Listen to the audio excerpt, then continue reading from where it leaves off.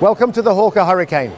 The Hawker Hurricane, designed by Sidney Cam from Hawker, has its lineage in the Hawker Hart, the Hawker Kestrel, and the great biplane fighters of the 30s.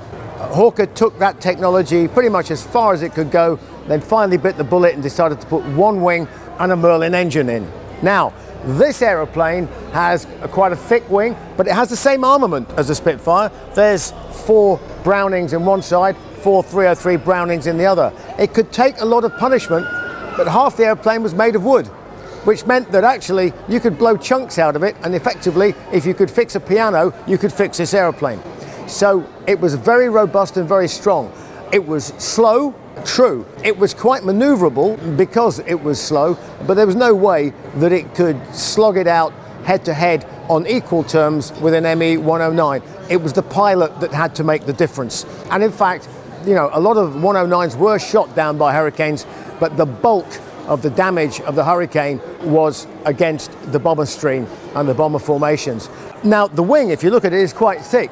Made the Hurricane a very, very stable gun platform, which is exactly what you want when you close up behind a bomber. And when you close up behind a bomber, and I mean close, you need to get the maximum weight of shot to concentrate in the important bits of the bomber. So really, combat, even in these days, was a pretty close range. Wait till you see the whites of their eyes and then shoot.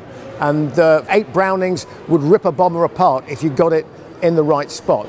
So the Hurricane was a very seminal fighter. In later life, it had a long career, not as a frontline fighter, but actually did really well in the ground attack role. In North Africa, they put a huge cannon on the bottom of it, and it became a tank buster at low level because its airframe was very robust, and therefore it could take the shocks of low-level flying over the desert. Sadly, there aren't that many Hawker Hurricanes around. Why is that? Well, the Spitfire, frankly, is a bit more of a sexy beast.